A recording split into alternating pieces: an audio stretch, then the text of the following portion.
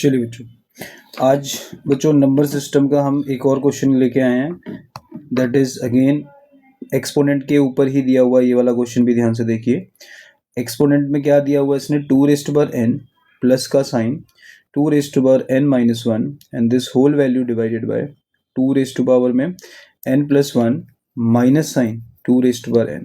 अब इसको जब हम सिंप्लीफाई करेंगे तो सिंप्लीफाई करके जो हमारा आंसर आएगा दैट इज इक्वल टू 3/2। तो अब इस क्वेश्चन को सॉल्व करने की अप्रोच ध्यान से देखिए। अगेन इस वाले क्वेश्चन को सॉल्व करने से पहले हम इसकी LHS लिखेंगे।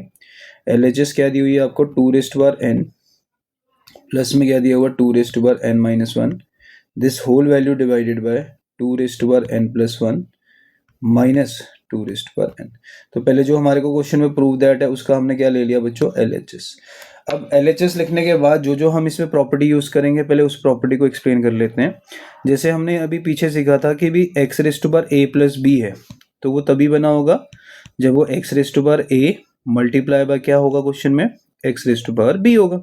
तो अब अगर मैं इस क्वेश्चन को बोलूं भी उल्टे ऑर्डर में कैसे लर्न करोगे तो उल्टे ऑर्डर में क्या होगा कि अगर ये आपको दिया हुआ है तो आप इसको ये लिख सकते हो, बट अगर इस फॉर्मेट में दिया है तो you can write this as x⁻a into x⁻b। तो अब इस क्वेश्चन को सॉल्व करने के लिए पहला स्टेप ध्यान से देखिए सर क्या करने जा रहे हैं।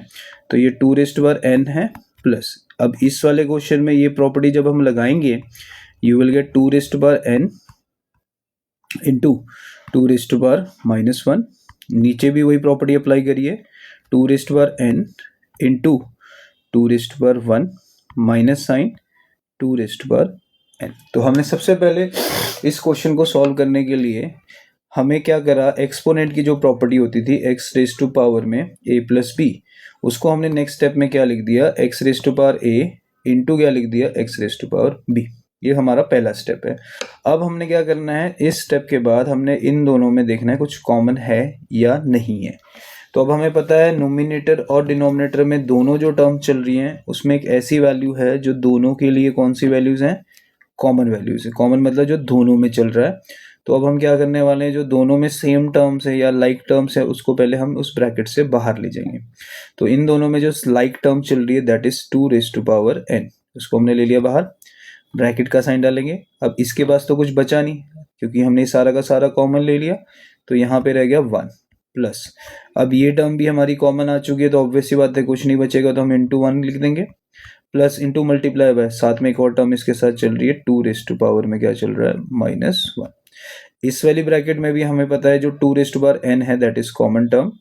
ब्रैकेट में हम क्या लिखेंगे, ये कॉमन आ चुका है तो इसको 1 लिख देंगे, मल्टीप्लाई बाय जो टर्म चल रही है that is 2 again minus sine, ये कॉमन आ चुका है तो कुछ नहीं बचा तो you will get answer 1 here. तो ये हमने दोनों टर्म्स क्या ले ली, कॉमन ले ली। कॉमन में जब हम कॉमन ले रहे हैं तो ध्यान रखना है कि वो टर्म जब बाहर लिख रहे हैं तो उसके साथ कोई फैक्टर नहीं बचेगा तो 1 लिखना है। तो 1 इसमें भी एज इट इज लिख दिया और इसमें भी हमने 1 एज इट इज लिख दिया। डिनोमिनेटर में भी देखिए दोनों टर्म में जो लाइक टर्म्स थी दैट इज 2n वो हमने कॉमन ले लिया है तो इसके पास कुछ नहीं बचा तो 1, दूसरी टर्म एज इट इज, फिर हमारा माइनस साइन चल रहा है और यहाँ कुछ नहीं बचेगा तो हम उसका फैक्टर एज अ 1 ले लेंगे। ठीक है, अब ऊपर नीचे देखिए कोई ऐसी टर्म्स है जो हमें लाइक टर्म्स दिख रही हैं, जो ये हमारे पास है term that is like term, ये वाली टर्म और ये वाली टर्म। तो ये दोनों टर्म ऐसी टर्म्स हैं जो सेम है तो हम इसको आपस में कैंसिल आउट करेंगे क्योंकि ये डिवाइड की फॉर्म में दिख रहे हैं।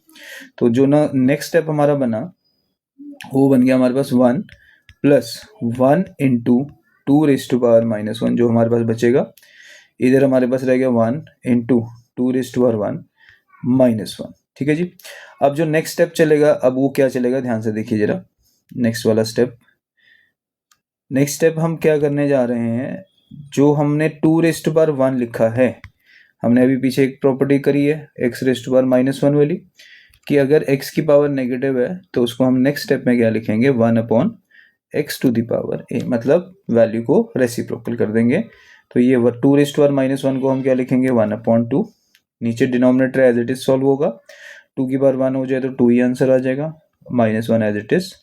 तो नोमिनेटर में हमारे पास आंसर बन गया 1 प्लस दिस 1 इंटू 1/2 करेंगे तो आंसर विल बी 1/2 ही आएगा आपका। नीचे अगर हम डिनोमिनेटर में सॉल्व करेंगे तो 2 इंटू 1 क्या हो जाएगा 2 माइनस साइन 1 आ जाएगा। ठीक है जी। अगला स्टेप नोमिनेटर में दो टर्म्स हैं, एक 1 है और एक 2 है। तो नोमिनेटर में 1 और 2, इसका क्या लिया जाएगा? एलसीएम। 1 और 2 का एलसीएम 2 ही होगा आपका, डिवाइडेड बाय नीचे टर्म एज इट इज लिख देना जो चल रही है 2 माइनस 1। अब ध्यान से देखिए 1 और 2 का एलसीएम हमने 2 लिख दिया है। अब नोमिनेटर में क्या आएगा? ध्यान से देखिए, इसके पास 1 है, कौन सा फैक्टर नहीं है? 2। 2 ऑब्वियस सी बात है इसके साथ क्या हो जाएगा? मल्टीप्लाई। तो आप ऊपर 2 इंटू 1 को लिख देना मल्टीप्लाई करके, फिर अगला साइन क्या आ जाएगा? Plus sign. नेक्स्ट 2 इसके पास फैक्टर है, इसके पास 1 नहीं है, तो 1 इसके साथ मल्टीप्लाई करके लिख देना 1 इंटू 1। तो this is equal to, next step देखिए, 1 मल्टीप्लाई बाय 2 करेंगे तो क्या हो जाएगा? 3 प्लस साइन चलेगा, 1 मल्टीप्लाई बाय 1 मल्टीप्लाई बाय 2 करेंगे तो 2 हो जाएगा, प्लस 1 मल्टीप्लाई बाय 1 करेंगे तो 1 ही रहेगा, divided by 2, and this whole value divided by 2 minus 1 1 हो गया। नेक्स्ट स्टेप जो बनेगा वो ये बनेगा कि 2 प्लस 1 करेंगे, you will get 3, divided by नीचे क्या आ जाएगा? 2, and whole value is divided by 1। 1 को लिखो या ना लिखो तुम्हारी चॉइस है, तो तुम्हारी मर्जी है, लिखना है लिख दोगे, नहीं लिखना है नहीं भी लिखोगे तब भी चलेगा। So you will get answer 3/2, and यही इस क्वेश्चन का जो है दैट इज योर RHS।